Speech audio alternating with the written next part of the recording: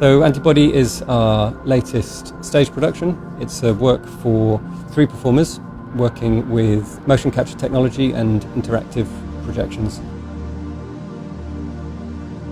This is a collaboration with UL Collective, a team of developers who we've been collaborating with over the last year through a series of digital dance films using motion capture choreography. We've been talking a lot and developing ideas together in relation to the use of motion capture. And so I think to take that work and that research and apply it to this live setting is a really natural progression of that collaborative relationship. So we're not starting from scratch on this piece. It's, there's a lot of work and collaboration that's informing it.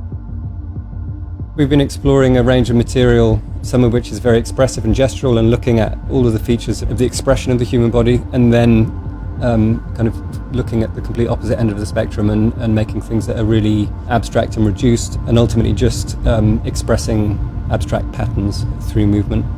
Analogies can be drawn between these more kind of philosophical concepts and physical concepts. So they're often the starting points, just finding the ways to kind of translate these ideas into a physical process and working from there and seeing what emerges from it. The title Antibody obviously has one reading in the world we currently live in, but in a way I'm more interested in the play off the title and an exploration of the subject of post-humanism or transhumanism, which is ultimately the idea that you can download someone's mind onto a computer chip, and that consciousness can live on a silicon substrate rather than on the material substrate of the human body. It's kind of fascinating and slightly absurd prospect to me, but that's one extreme example of a tendency of technology to dematerialize our experience and to pull us away from the immediate physical presence of our experience in the world. So I guess the piece is really asking questions and exploring themes around what it means to exist in this kind of hybrid real virtual world, but also it's inspired by a question that Yuval Noah Harari asks in one of his books, Homo Deus, which is life just data processing? Can everything be thought of and understood of as information at a very basic level? And what does that mean if organisms are just algorithms? Can everything be reduced to data processing and ultimately be consumed within one technological system? In this piece, there's this question of the relationship between thinking of the body and, I guess, our material existence as just abstract patterning on the one hand. If it can be reduced down to information, can we see and understand the body just as an abstract pattern? Or the opposite extreme, what is the kind of information and meaning that's communicated through our social interactions and gesture and the kind of communication that's part of our immediate social life?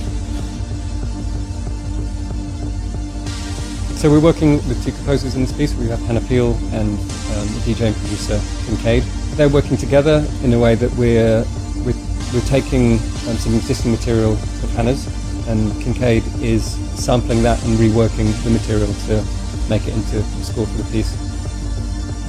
There's already a wealth of amazing material of Hana's and of Kiynkade's that we've been working with in this R&D stage of the process. But there's obviously a lot of work to do to link that all together into a full-length work. And I guess a lot of that will be in finding transitions between sections and finding motifs that I guess can act as markers through the piece. So it's not just a series of separate tracks, but really an integrated score. It's one of the challenges of making this kind of mixed media interdisciplinary work is that everything is kind of responding to everything else in it. The visuals are obviously highly integrated in relation to the movement. They're being driven by the movement of the dancers. So not only do we have to have visuals that are sympathetic or considerate of what's happening in the choreography, but also choreography that is appropriate for the kind of visual language we're working in. And both of those have to then sit comfortably in relation to the music. And one of the nice things, I guess, is that the choreography and the visuals can reveal or highlight different features of the music. So there's different layers of relationship and interpretation, but having one of those pinned down is really helpful in then working the other layers to it.